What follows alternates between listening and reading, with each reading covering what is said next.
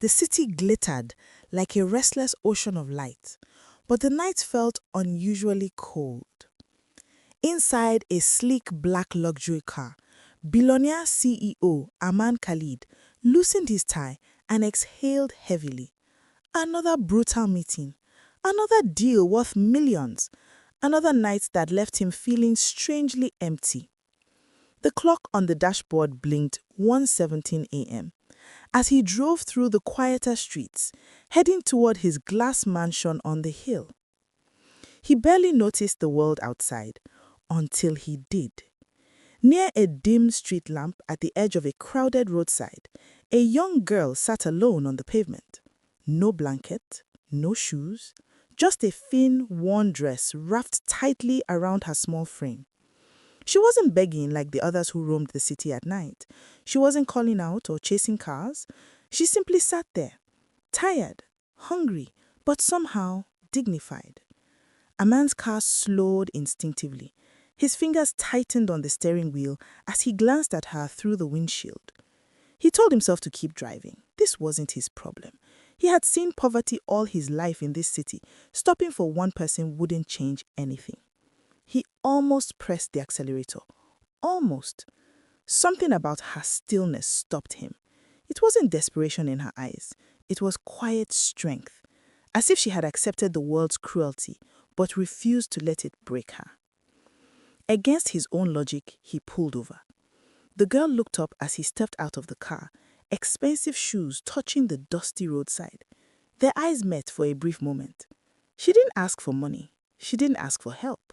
Softly, almost politely, she spoke. "Sir, is there any place nearby where I can get some water, or maybe directions to the shelter?" Her voice carried no self-pity, only exhaustion. A man hesitated, then cleared his throat. "There's no shelter open at this hour," he said quietly, "but I can get you food and a safe place to stay, just for tonight." She looked at him carefully, as if measuring his words against a lifetime of broken promises. He didn't know why he was doing this. He only knew he couldn't drive away. As she slowly stood and walked toward his car, Aman had no idea that this one small act of kindness would change his life completely by morning. Aman Khalid had everything anyone could dream of: money, influence, a sprawling empire that bore his name in gold letters, and a lifestyle most could only imagine. Yet, sitting behind the polished mahogany desk in his top-floor office, he felt nothing but emptiness. The city lights below twinkled like distant stars he could never reach, and even that beauty felt hollow. At 42, Aman was forged by ambition and betrayal. He had lost his parents young, inheriting a fortune that came with more enemies than friends. A brother who had tried to cheat him out of the family business.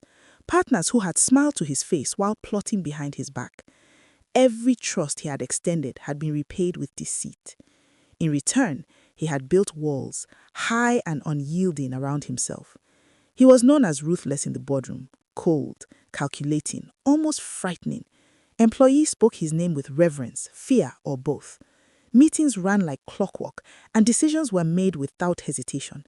There was no room for sentiment, no room for weakness. A man had long ago decided that attachments were liabilities. Yet, behind the steel and glass fortress of his life, he was quietly lonely.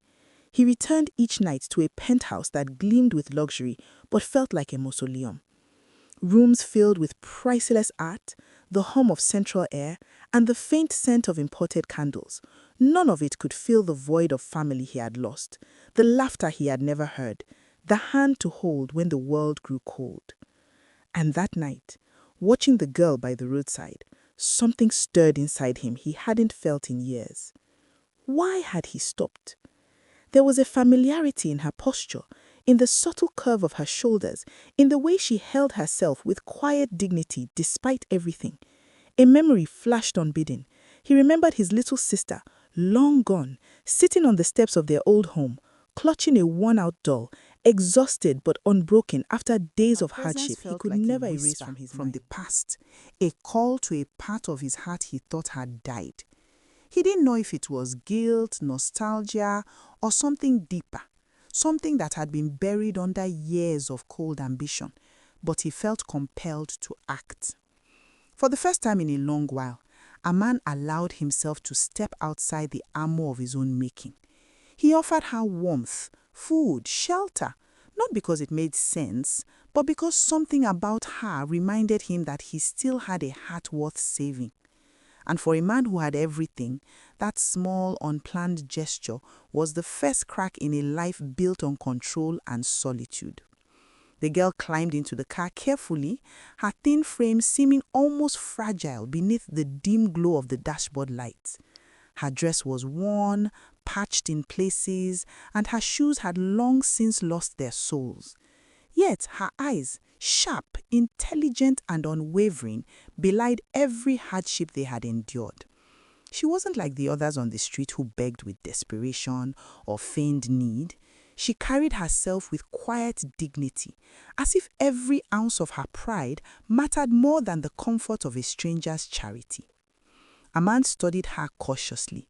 "Are you hungry?" he asked, keeping his tone neutral. She nodded, her voice soft but articulate. "Yes, sir. Just a little food. I'm grateful." There was no pleading in her words, no manipulation, just a polite, almost formal gratitude that caught him off guard. He gestured toward a small bag in the back seat, offering her something to drink and a sandwich he had bought from a nearby 24-hour cafe. She accepted, hands trembling slightly as she held it, but her posture remained composed. "Thank you," she said, and there was a weight to her politeness, as if she had been trained to survive without begging or whining.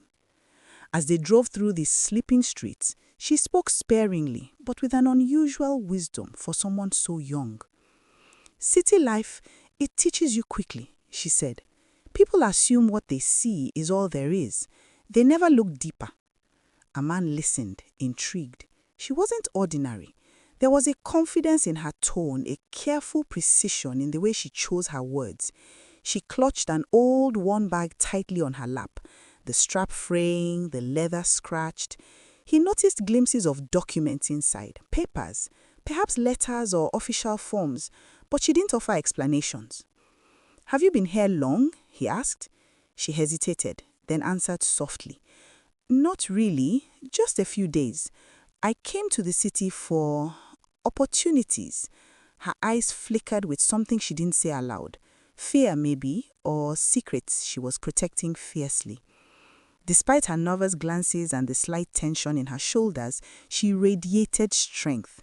She had survived whatever hardships that brought her here, and she carried them without complaint. As they drove on, she spoke more, thoughtfully about life, about survival, about the quiet moments that often go unnoticed but shape who we are. A man felt an unusual comfort in her presence, a rare sense of ease he hadn't experienced in years. Her words were simple yet profound, and somehow, in that strange, fleeting night, the lonely billionaire realized that this strange street girl might just shake the foundations of his carefully ordered world. A man had never been a man to act on impulse, yet tonight felt different. He drove the girl to a small but reputable 24-hour hotel nearby, where the staff barely glanced at them. One look at his name and their eyes fell respectfully. He booked a room for the night, insisting she stay, even when she protested softly. "Sir, I shouldn't trouble you," she said, her voice polite but hesitant. "I'll leave early in the morning." "You are not trouble," he replied, trying to keep his tone neutral, though something in her wary eyes tugged at a part of him long buried. In the room, he handed her a warm meal, something more substantial than the sandwiches from earlier. He also found a spare set of clothes, modest, clean, and comfortable. She looked at him astonished. No one has ever done this for me," she whispered. Her voice carried disbelief, but also gratitude. A man said, avoiding her gaze. She smiled faintly, her eyes bright. "Kindness always finds its way back. One day, someone who helped you will be remembered." A man snorted softly. "I don't believe in hope. Too many people disappoint." Yet he noticed the way she carried herself, strong, dignified, and yet genuinely trusting, even if just for a moment. Over dinner, Their conversation drifted naturally, from simple topics to her dreams. She spoke of learning, of finding purpose, of surviving the harsh streets without losing her humanity. Her words were simple, yet sharp, laced with wisdom beyond her years. When she finished eating, she bowed her head slightly and said, "Thank you, truly. I won't forget this night." "It's nothing," a man muttered, brushing it off. "No," she said firmly. "One day I'll repay you. I promise." He smiled faintly, a rare, genuine expression. Impossible, he thought. Before leaving the room early the next morning, she refused any money, only accepting a small help for immediate travel. "This is all I need," she said. She packed her bag quietly, never asking for more, and slipped out before he woke completely. A man watched from the window as she disappeared into the city streets, a shadow blending with the morning haze. He didn't know why, but a strange emptiness lingered in the quiet room. He assumed, naturally, as he often did with fleeting moments in his life, that he would never see her again. Yet, somewhere, deep down, something told him that this night, this small act of kindness was far from ordinary. The morning sun poured through the towering glass windows of Aman Khalid's corporate headquarters, glinting off the polished marble floors and chrome accents. Today was important, very important. A key investor meeting had been scheduled for months, and a new executive from a prestigious firm was joining the board. The conference room buzzed with murmurs of anticipation, the scent of freshly brewed coffee mingling with the sharp, metallic undertone of tension. A man straightened his tie, running a hand over his impeccably tailored suit. He moved with his usual precision, expecting the day to follow the familiar rhythm: strategy, numbers, dominance, control. Nothing in his life prepared him for what came next. The boardroom doors opened, and there she was, the same girl from the street, but this time transformed. Her worn dress had been replaced by a sleek business suit, her hair neatly pulled back, her eyes still sharp and intelligent, but now carrying the quiet confidence of someone used to commanding a room. She didn't look nervous, she looked powerful. Every chair around the table had a nameplate, and when she stepped forward, even the veteran investors and senior executives stood, offering their respect. A man's mind froze. This couldn't be her, not after last night. He blinked rapidly, trying to reconcile the street girl, frail and wary, with the poised, commanding woman before him. Her gaze met his across the polished table. She smiled calmly, a knowing, quiet smile that sent a jolt straight to her chest. "Good morning, sir," she said, her voice steady, polite, but carrying a weight that seemed to fill the room. "What?" a man stammered, struggling to find footing. He could feel the blood drain from his face as memories of last night, the food, the clothes, the quiet conversation, her gentle yet wise words, flooded back like a vivid, impossible dream. The room fell silent, all eyes flicking between the two of them. Whispers of her position began to ripple through the investors, murmurs of her as the new executive director, and most shockingly, her status as a major shareholder in the company. A man's mind raced. How? Why? She took her seat with effortless grace, papers neatly stacked in front of her, eyes still calm on him. There was no panic, no begging, no neediness, only control, intelligence, and a subtle, unspoken challenge. Aman Khalid, man with everything, felt the unfamiliar, dizzying weight of uncertainty. And in that heartbeat, he realized one thing. The street girl he thought he helped was no ordinary girl at all. The boardroom emptied slowly, leaving Aman and her alone amid the polished tables and scattered papers. The noise of the city outside seemed distant, as if the walls themselves were holding their breath. Aman's mind was a storm of confusion, disbelief, and an unexplainable pull he couldn't ignore. "Enough games," he finally said, his voice low but sharp. Who are you, really?"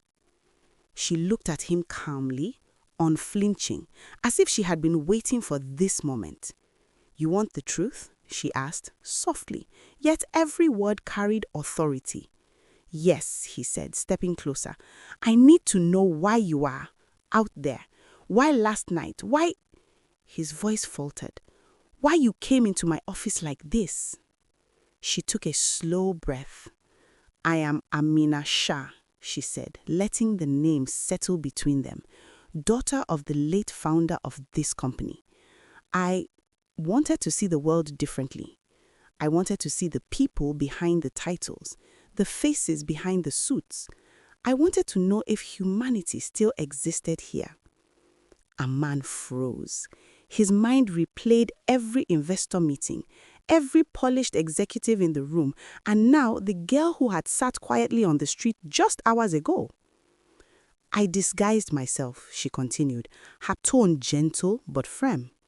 I came to the city in secret, not as the heiress, not as someone with wealth or power. I wanted to understand the city, the people, the choices they made when no one was watching. Everyone ignored me. Everyone judged me. Everyone except you. She looked him squarely in the eyes. You helped me last night without expecting anything in return. You didn't ask my name, my wealth, my status. You simply acted. That meant something to me. A man's jaw tightened. His chest felt heavier than it had in years. You trusted me before knowing who I am? Yes, she said, a faint smile touching her lips. Because you helped without expectation. Because you treated me like a human being, not a project, not a statistic. That's something I never forgot. The weight of her words settled on him. For the first time, he felt truly seen. Not the billionaire, not the CEO, not the cold, calculating man everyone feared, but himself. And now, he asked quietly, almost afraid of the answer. And now, she said, her smile softening, I am here to help build the company forward and maybe see how our story unfolds together. A man stared at her, part disbelief, part awe. The girl from the street, the stranger he had sheltered for one night, was now Amina Shah, the rightful heir, the hidden force behind the empire, and the one who had pierced through the walls he thought were impenetrable. For the first time in a long while, he didn't feel like a man with everything. He felt challenged, alive. By mid-morning, the atmosphere in the office had shifted. Whispers curled through the corridors like smoke, and every glance seemed loaded with judgment. Executives who prided themselves on years of loyalty now looked at Amina Shah with thinly veiled suspicion.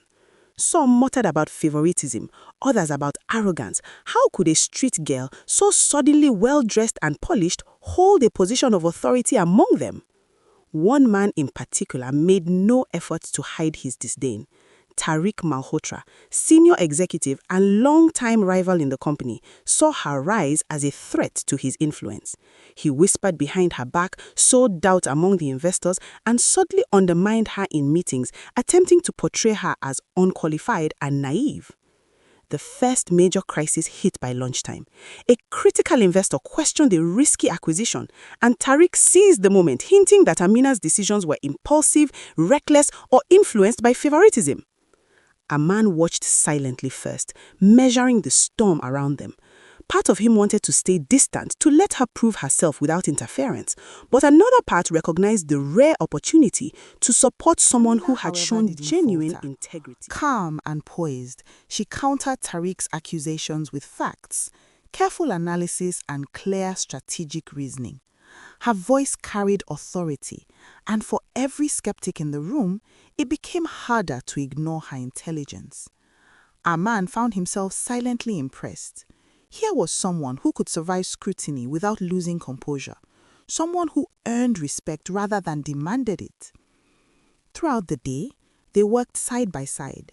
He guided when necessary, but mostly he watched her take charge. The financial threats, the company's fragile standing with investors, and Tariq's manipulations created tension, but also an unspoken bond. They communicated without words, anticipating each other's strategies, filling gaps, protecting the company together. By the evening, the storm had passed, at least for the day.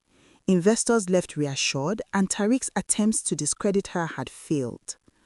Arman looked at her across the polished conference table, noticing how, despite the pressure, she had maintained grace, intelligence, and humanity. "You did well," he said quietly, almost to himself. She met his gaze, a faint smile playing on her lips. "Kindness," she said softly, "is rare in a world of power, but it changes everything." For the first time, Armand realized that the night he had given her shelter and food wasn't just a fleeting act. It had started something far bigger. A partnership, a connection, and perhaps a lesson that wealth and power couldn't teach. Integrity and trust were priceless. The week had been a whirlwind. Tariq Malhotra's subtle manipulations had escalated into open attacks. By Friday morning, a media outlet had published a story questioning the legitimacy of Amina Shah's sudden rise, hinting at favoritism, hidden agendas, and impropriety. Investors whispered about a possible takeover attempt, and the boardroom had become a battlefield of suspicion and tension. Arman arrived at the office, calm but alert. He had seen this coming. Power always attracted greed. But this time, he wasn't going to watch from the sidelines. In the boardroom, Tariq's smirk faltered as Arman stood beside Amina. "If anyone questions her integrity again," he said, voice cold and commanding, "I will personally ensure you answer to the entire board." The room fell silent. Amina looked at him, a mix of surprise and gratitude in her eyes. She had handled challenges before, but Arman's open support gave her a confidence even she hadn't realized she needed. "Sir," she began, but he held up a hand. "No," he said. "You don't need me to speak for you, but I will. Let me tell the truth." He recounted the previous night, the night she had sat alone on the street, tired and weary, asking only for water and directions. He described the quiet dignity she showed, the wisdom in her words, and the integrity she carried even without privilege or power. "I saw her for who she is," he said, "before anyone else did, and I trust her completely." The room went silent again. Cameras outside had caught his statement. Reporters frantically typed notes, realizing this was more than a corporate scandal. It was a story of character, kindness, and courage. Amina's voice was steady, but her eyes glistened.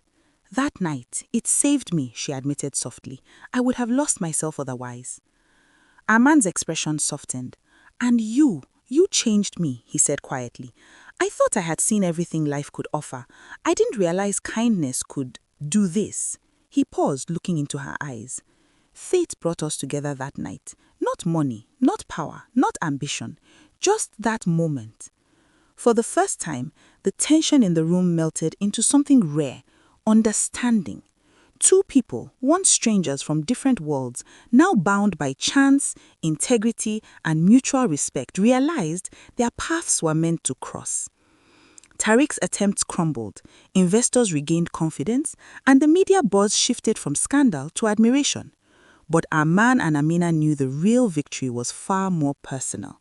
The quiet, undeniable truth that some acts of kindness change The night everything. on the street was no longer just a memory. It was the beginning of everything. The office buzz had finally calmed. The media had published follow-up stories detailing the truth. Amina Shah was the rightful heir. Her leadership and intelligence undeniable. Tariq Malhotra's manipulations had been exposed, and he had been forced to resign amid scandal. Investors regained confidence, and the company's stability returned stronger than before. Arman watched it all quietly from his corner office. But the real victory was not in the balance sheets or stock prices. It was in the quiet sense of completion he felt. He was no longer alone. The walls he had built around himself over decades of loss and betrayal now had cracks, not of weakness, but of connection.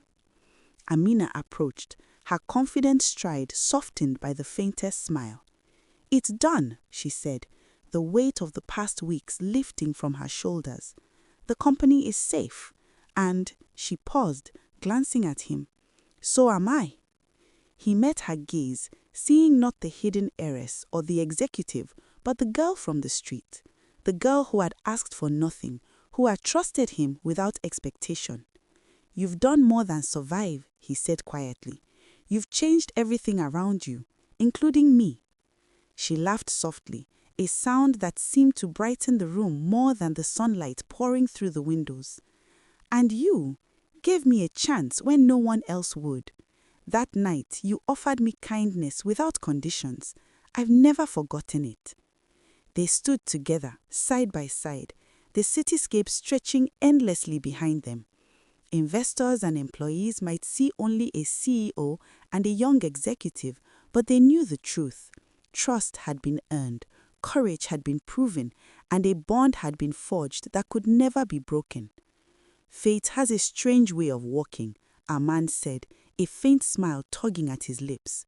One night, I helped a stranger, and somehow everything changed. She looked at him, her eyes warm, steady, and full of unspoken promise. Then let's make sure it changes everything else. Together. They shared a brief knowing glance. The road ahead was long, full of challenges, but also full of hope. Whether running the company side by side, building a future together, or creating something greater than themselves, they would face it as partners. The city outside continued to hum with life, but inside that glass tower, two lives had intersected and rewritten each other's destiny. And as Armand looked back on the night he had stopped his car for a lonely girl, he realized that the smallest act of kindness could be the most powerful force in the world. The night he helped a stranger, fate was already rewriting his destiny.